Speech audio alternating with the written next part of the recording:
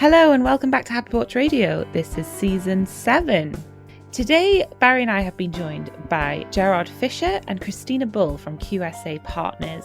QSA helps businesses to reduce consumption by switching to circular business models. They've worked with big brands all over the world, and their mission is to help businesses make more money by selling less stuff. I love that mission. And it seems sort of counterintuitive to so much of what's ingrained in our minds and the way the world should work. But we had some really interesting and sort of unique examples today in this conversation. Yeah, QSA, Gerrard and Kristina are just really fun as well and bring so much energy and positivity to this conversation. And I really like the fact that they've got a very clear understanding that consumption, and we need to reduce consumption, and we need to make these big systemic changes. They also live in the world where we can't just flick a switch to make that happen. So we talked really about how to make that a step-by-step journey, small experiments to get there, the problems and the challenges, and the different types of businesses and people who coming at this from different angles. And also involving everyone from the very beginning, everyone within a company. Kristina said from the outset of the conversation that that's what she likes to do, is involve everybody in this transition, because the whole company really has to be on board, which I thought was really, really important. Just a super important way to go about this transition. Yeah, 100%. And I think that's also the place where a lot of what we talk about in this podcast, or where we come from in this podcast, about it's the things like the technology, the enablers. So the people who write the technology, the people who write the software and create the digital tools, how understanding circularity and how there is an opportunity for us to get involved in circularity in order to solve problems for businesses and for our clients and for more. But also she touched on, when you say everybody, she touched on IT and finance and the whole... The legal department and everyone. And like I said, it's also fun. It's fun talking to them, both of them. They really understand what they're talking about, and they bring a lot of passion and energy to it. We also touched on, for the listeners, make sure you check out and listen to their analogy of between digital natives and circular natives. I think that's a really fascinating avenue to explore.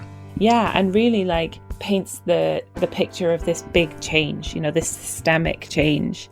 I think sometimes it can be difficult to grasp what we mean by systemic change, and then using the digital transition as an example of that, as a framework. It really helps me personally to sort of get my head around this is the kind of change we could be aiming for, and maybe bigger than that or broader than that or whatever, but to have some yardstick by which to understand a transition of this scale, it's really helpful. Absolutely. So I hope you enjoy this conversation as much as we did, and without any further ado, let's meet Kristina and Gerrard. Hi, I'm Gerrard Fisher from QSA Partners. We're a certified B Corporation, and we specialise in helping businesses switch to circular business models, which is essentially to say we help people make more money by selling less stuff. We help them switch to rental or sharing or service business models. And we do it across a range of different industries, fashion, electronics, all sorts of different areas, and all sizes of companies as well. Hi, my name is Kristina Bull, and I am a partner at QSA Partners with Gerrard. Excellent, and welcome both to Happy Porch Radio. Thank you for having us. You. So, as we like to sort of set the scene a little bit, I guess it would be interesting to explore a little bit about what led you to where you are now? What led to QSA and the work and this mission towards circularity that you're on? I started in sustainability probably back in about 2005. I'd been working in the chemical sector and decided I wanted to do something a bit more impactful in sustainability. I moved to an organisation that was doing market development on recycling, because I was working in a product area, electronics, where it's a long life product. So you don't necessarily just want to recycle it. You need to look at extending its lifespan. And that took me on to looking at business models that extend product lifetimes. And so got into circular business models over a decade ago, long time ago now. And so, been working on different ways of making better products and making them last longer and used more intensively ever since then. And I started my career as training to be a lawyer and decided that that wasn't the path for me, and I wasn't quite suited to a corporate life. Joined an organisation called WRAP, which is the Waste and Resources Action Programme, and helped launch industry level initiatives to help improve carbon, water and waste impacts in those industries. And then started working with the clothing industry and brought SCAP, which is their Sustainable Clothing Action Plan, to life, and realised that quite a lot of the activity, consumption within the clothing industry is vast. And in order to reduce our environmental impacts, we have to reduce consumption, which then led me through to actually understanding we need to reduce consumption, and therefore let's look at alternative ways in which people can still consume or still access clothing, but in a different way. And circular business models is the best way to do that. So rental, subscription, resale. Awesome. It's kind of fun to try and bring some of that to life. What's your favorite example or story of a business or that sort of large scale change, whether it's a business model success or something like that, that kind of demonstrates where we're trying to get more people to go? Mine's an amazing ski brand called FW Forward. They are part of a larger brand called Faction Skis, and they were launching a ski wear company, FW, and they wanted to embed circularity at the very heart of what they were doing, and they wanted to look at how the different options.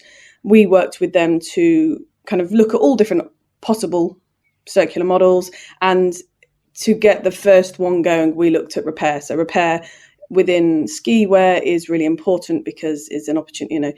People are on the slopes, they have very odd attachments to the clothing that they wear. That is the first time they did a black run, they've got war wounds on their coats and their clothing. So actually repair really lends itself to being brilliant for active wear. And we help build their global repair model for that brand. And as well as it be really embedding what they wanted to do within circularity and starting on that path, they actually understood that there was opportunities for other financial benefits that they weren't aware of at the outset, which was brilliant. My favourite example was the tyre company we worked with, and we sort of went in and said, "Hey, how about you stop selling tyres?" Which for a tyre company is a bit of a leap of faith, but actually they were a company that was buying tyres and retreading them, and their customers were trying to force prices down, and their costs were going up, and it just wasn't going to be a great long-term business. But when we looked at the whole system with them, we looked at their customers' needs, and the customers' needs was efficiently running trucks. And the biggest part of the cost there was fuel. And so actually, if we could work a way for them to make tyres that help reduce fuel costs, they could charge more for their tyres. And we shifted them away from selling tyres to selling miles of service. And now they operate a truck fleet service operation for tyres. And they know exactly where all their tyres are, what state they're in, and they can fix any truck in the UK anywhere within an hour.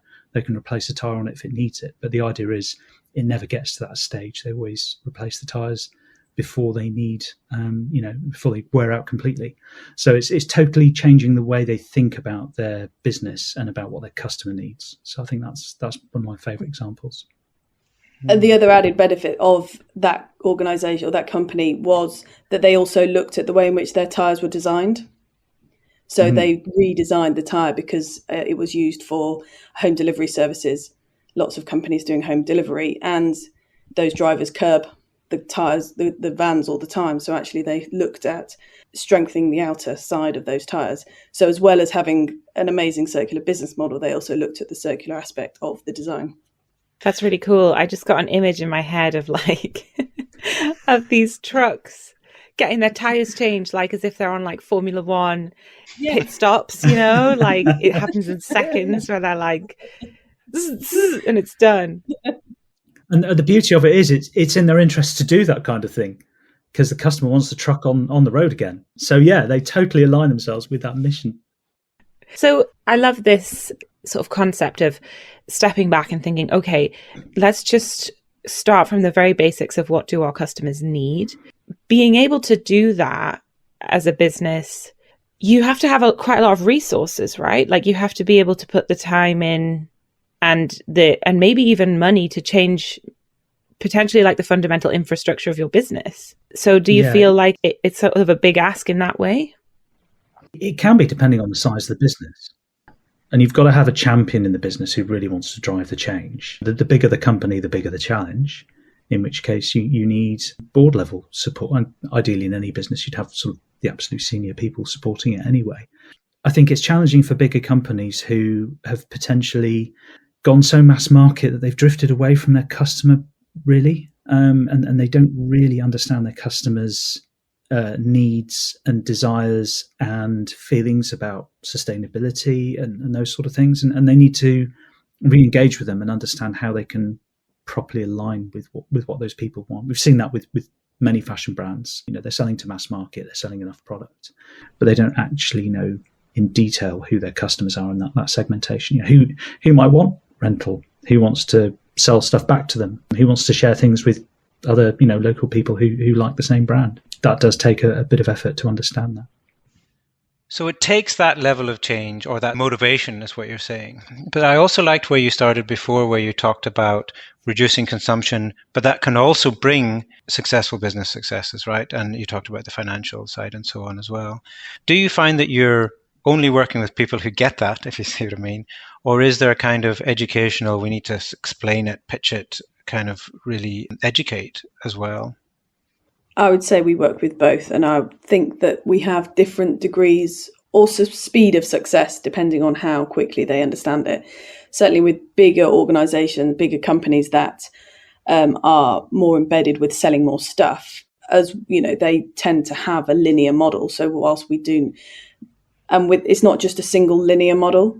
They have linear systems as well. So their finance system is linear. Their marketing system is linear. So as part of that, you have to unpick. So when we talk to brands, we always want to engage with marketing, finance, production, IT and legal very early on, because we have to ingrain all of those people within this kind of alternative way of doing business, and for them to be comfortable with this alternative way of doing business. It's partially why my favourite is the ski brand, because actually it's a new arm of the business. And it was all new. So we could just embed everything that we wanted to do at the very outset. So there's degrees of success that are achieved, but that's not to say that big businesses can't do it. They just have to have the right mindset, or be willing to have that creative thinking or that innovative thinking to help drive change. And I think company culture plays a big part there as well. So certain brands, or even because of their background, if you work, for example, with South Korean companies, in South Korea, there's a much stronger customer service ethos and much more focus on repair and repair service.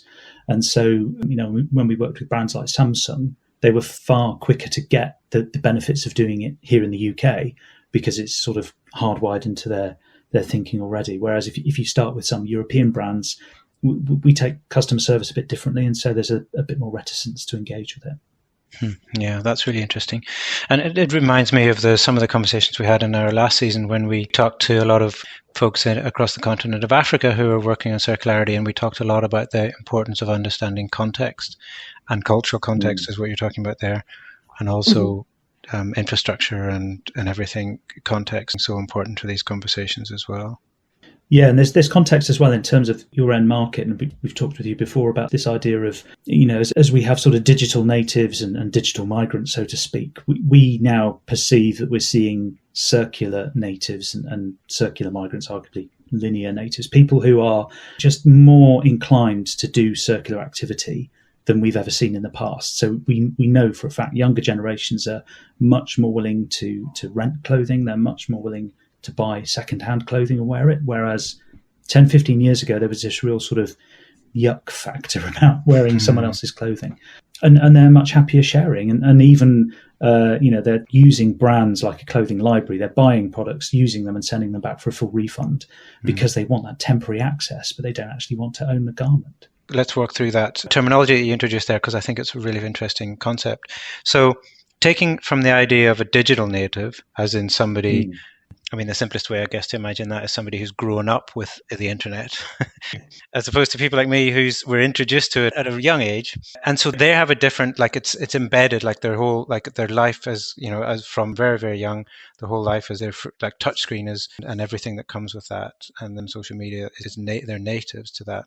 Whereas an older generation, a still young generation are not native to it, no matter how natural or how much, it's part of our lives now. So you're sort of taking that concept and looking at circularity. So talk a little bit more about that. Yeah, I think it's partly linked to the digital lifestyle as well. I think certain people that they're more used to e-commerce and the service provision around that. And in some respects, that's brought with it some negative things, like lots of product returns that brands and retailers have to deal with then. But then that also, I think, has changed people's perception, and they've grown up with this culture of being able to transact and swap and move things around much more easily, whether that's through eBay or, as I say, product returns direct to brands. And so inherently become more transactional with third parties they don't really know in the same way. They know them through a digital connection rather than being a local person. And so they're more inclined to share and transact with people a long way away from them and share clothing and sell items to them. And so I think they're just more naturally embedded in that kind of behavior. We see it a lot more in America. People are sort of, I guess, more entrepreneurial generally about how they use their assets they've already invested in. But we're certainly seeing it growing in Europe and in the UK in here as well now. And those digital natives are now of an age where they are setting up businesses, owning businesses, running businesses. So that's why we're seeing this dramatic, more of a shift.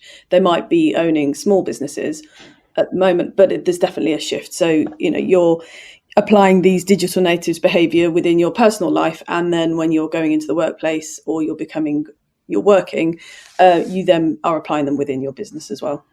And we know through surveys as well, if you look at the more intensive shoppers for fashion, certainly those that buy more than the average amount of clothing, certain subgroups of that are twice as likely to buy resold goods as a national average.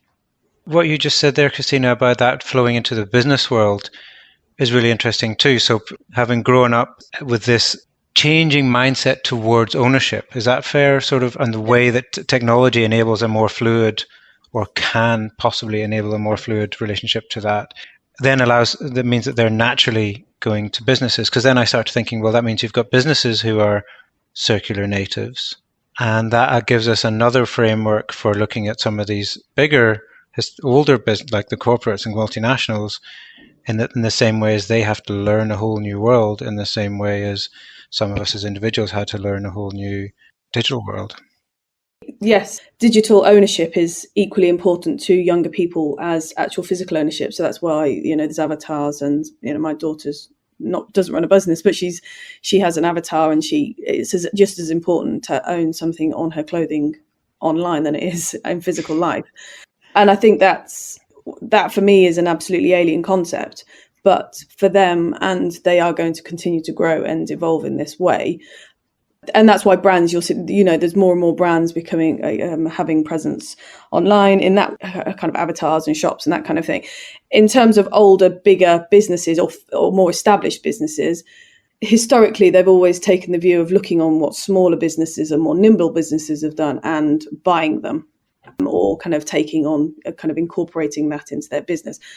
I don't know if that's going to be the case with this, because the mindset of people that are much more digital native, I'm not sure that they want to be within that bigger corporate structure. I think they prefer the nimble activity and the activist way in which they behave. And I don't know that older businesses are going to be able to deal with that. So whether they just chug along and slowly die, I don't know. It's going to be really interesting. Part of me hopes that might be, or they have to make this fundamental change, but it's going to be a really painful change if they don't have that mindset to shift, or that kind of that openness. It's so cool to think that at some point there'll be a generation that just cannot fathom purchasing an item, using it a handful of times, and then having to dispose of it either themselves or like through another, third party. That idea will become so foreign. I think what's interesting, like the comparison between this circular native and the digital native, the digital growth, explosion, it's happened so quickly that there are people who remember a time. We live in a world where we sort of have the whole spectrum of knowledge of that there's a couple of generations before people were just born into this world where everyone lives online. With the circular native stuff, do you foresee that sort of happening at the same speed? Do you think it might take a few more generations? What are your hopes and dreams about it? And maybe, because I know you can't predict the future, but what are you hoping could be the case? I'm hoping that it will be a quick transition. I mean, it needs to be. If you look at the fashion sector, to keep in line with science-based climate targets, it needs to halve its carbon impact by about 2030.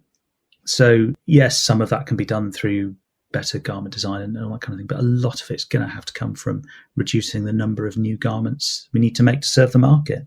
So that transition needs to happen very quickly. And I think younger generations, as they become more aware of that, are absolutely up for it. I think there's equally the interesting thing, you just sort of sparked a thought there with your question about those digital migrants. If we look at people in society now who aren't engaging with digital content, maybe they're frightened of the technology or they're frightened that they can't find it accessible. We risk having a generation of people or a segment of society who can't access the circular space. We're going to have these two sort of systems running in parallel, these two different markets for a long time. From a consumption point of view, it's really important that we do get everybody over into a circular model as soon as we can.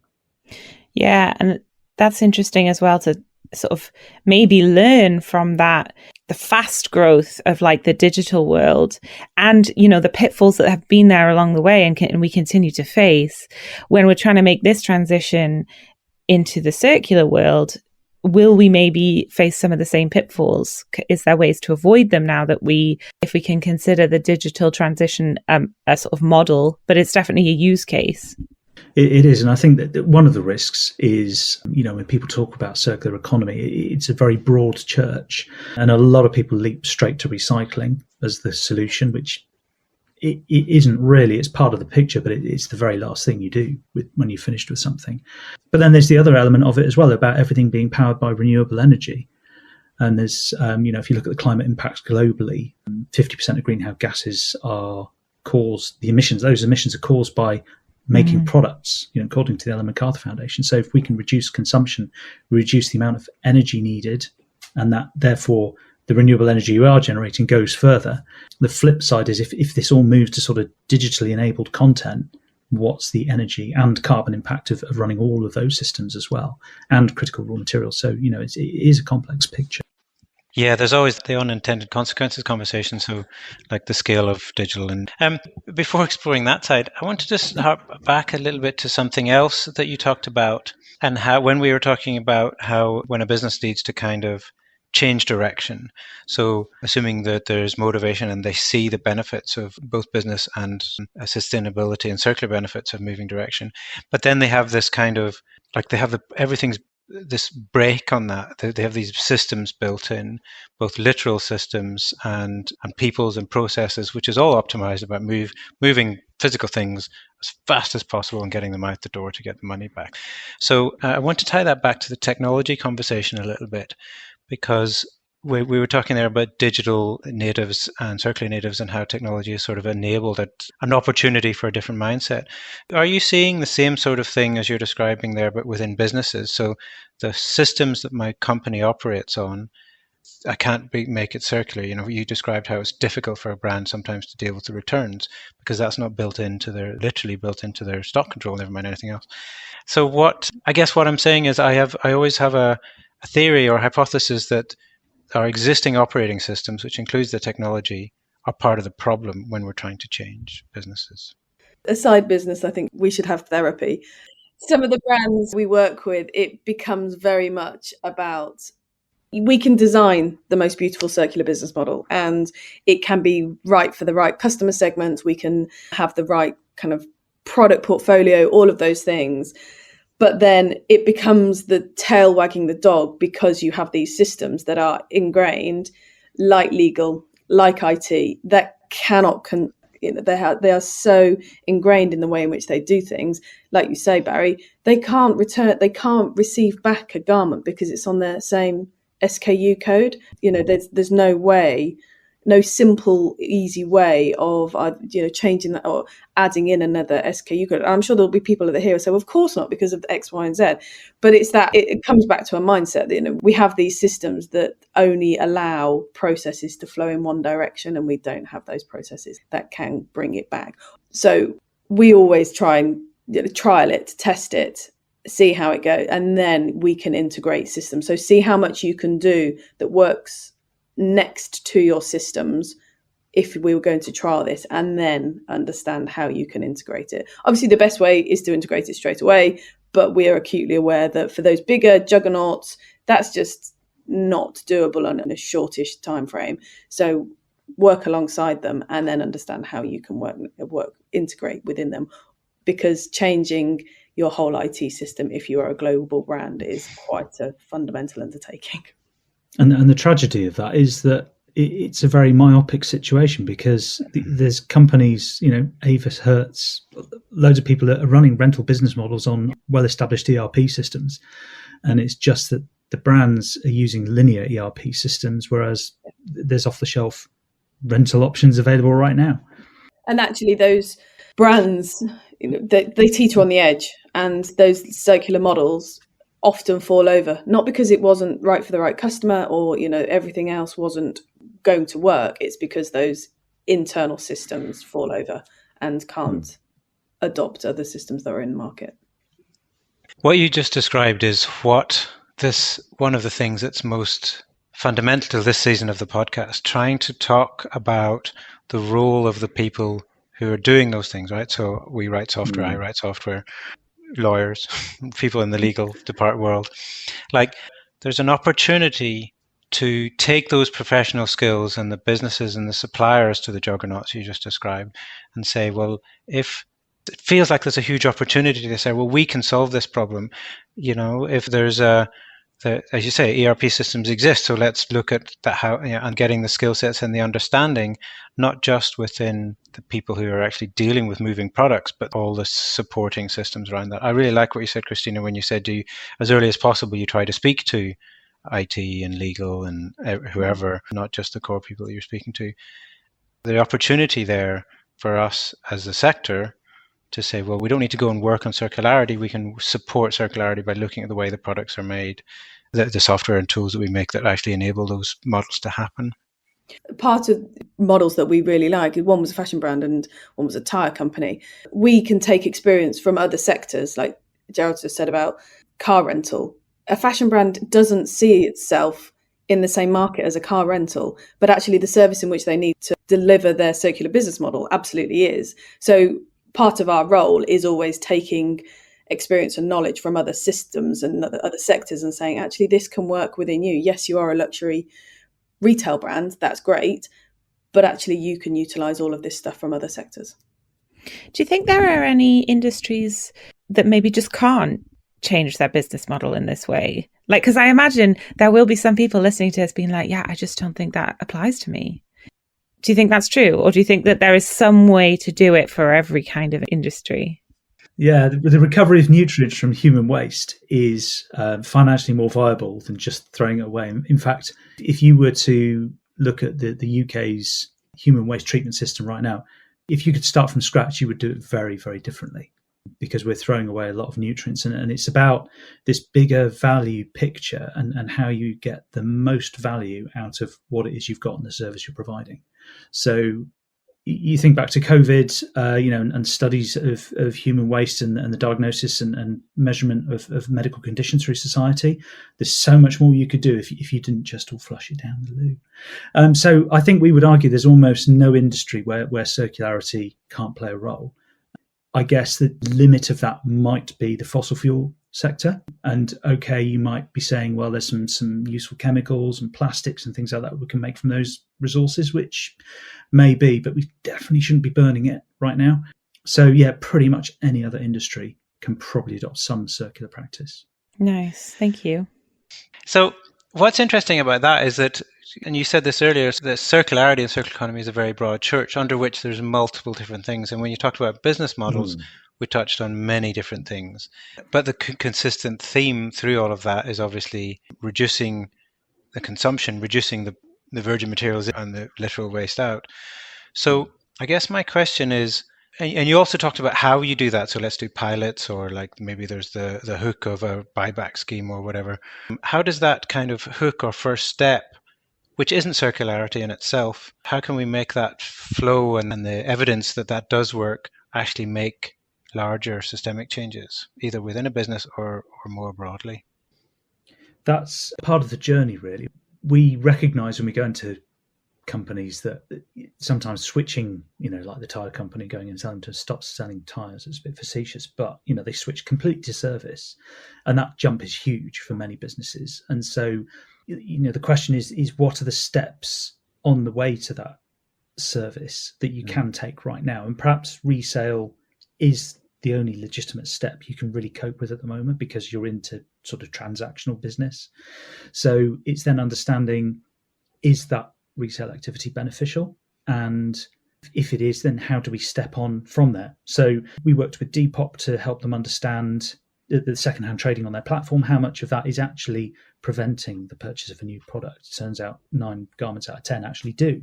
So, a lot of the sales that they're doing are preventing people buying new stuff, which is great. But then if you're into resale, the next question is, well, if I'm selling a garment for a price and I'm buying it back in 6 months' time for another price, really what I'm doing is there's a cost to that 6 months of ownership.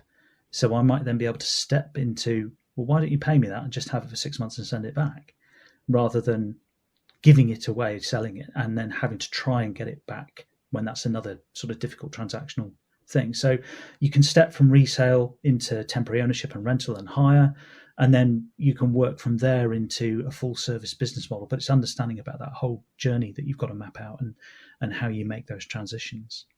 I want to ask the same question that Emily asked earlier in other ways. Like, you're both very positive people. You come across as very positive and you're working on these things. And yet there's all the bad news out there as well, right? There's the, are we with circularity, are we pushing a mountain up a hill? Can we get that sort of step journey, enough people, enough businesses, enough people to make that step journey? Is the momentum really there, do you think? What keeps you going even when the bad news comes in? I think the momentum's there. So from a consumer point of view, even this morning, somebody said it was on the school gate and said, oh, that's a lovely coat. And she said, yeah, I got it on Vinted. Now, this is somebody that you wouldn't ordinarily, she wouldn't have done that. But there was pride in saying, yes, it's on Vinted and I got a bargain. Those alternative ways of consuming or getting clothing is going through far wider reaching parts of society. It's broadening and it's generating and it's getting momentum. Vinted doesn't have there's no listing costing, so that's why it's blown up. And then from the other side, work that we're doing, we work with some big brands, some big organizations, big global ones, but actually there's a really positive activity that's happening in these smaller brands that want to integrate circular business models as part of what they do. And it's not a bolt-on. It is who they are. So for me, it's kind of, there's consumer groundswell, and then we've got this really exciting swathe of smaller brands, not small SME micros, but smaller brands that want to do the right thing and are doing the right thing from the outset as well. And I think if those two are marrying up, then the tide will continue, and I think it will grow. So I do continue to be positive about. I do hope that the juggernauts just go away. What keeps us motivated is sitting in the room with a big brand like that, and you see the light bulb go on when people suddenly get it and realise what it can do for them. And that, back to the skiwear brand example, the savings they're making on 1 or 2 returns are absolutely huge. And when the finance people get wind of that, suddenly you've got a whole lot of support. And that's when you really get the change in place.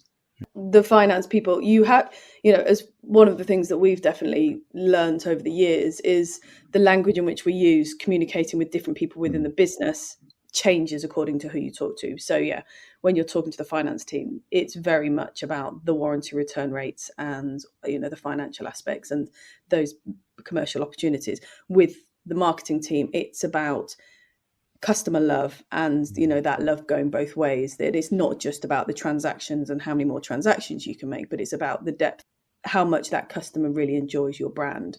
And then with the sustainability people, it's about kind of reducing consumption, and actually you can still have a sustainable business and sustainable within the commercial sense and make a positive environmental impact, because that person is not purchasing a brand new product, it's purchasing a pre-loved, it's renting, whatever.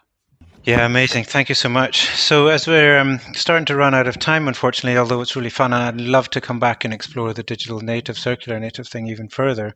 But for today's conversation, just to finish us off, 2 final questions.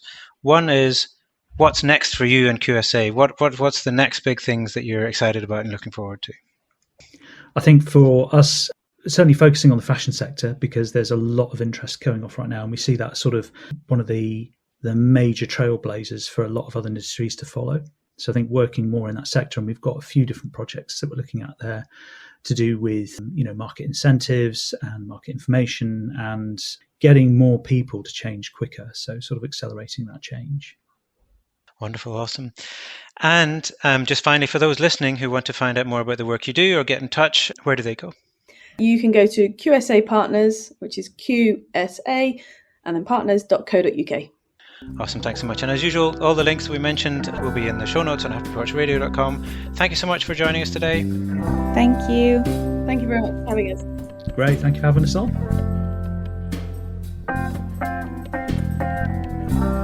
Thank you for listening to this episode of Happy Porch Radio. You can find past episodes, transcripts, and show notes at happyporchradio.com. You can also get in touch with us there and let us know what you think, or if you have any ideas or comments. Please rate the podcast, share and subscribe so that more people can find the show. Thanks for listening. My name's Barry O'Kane. I founded Happy Porch, who fund and support this podcast. At Happy Porch, we do technology and software development for purpose-led businesses, and we're particularly excited about the role of digital as an enabler for the circular economy. If you're working on solutions to the big problems we face today, problems like climate change, biodiversity loss, and global inequality, then let's connect. Visit happyporch.com and get in touch. And I'm Emily Swaddle, podcaster, coach, facilitator and storyteller. You can find me on my other podcast, The Carbon Removal Show, and you can find out more about that project and everything else I do at emilyswaddle.com, where you can also subscribe to my newsletter all about rest. If you're interested in anything I do, feel free to connect. You can email me on hello@emilyswaddle.com.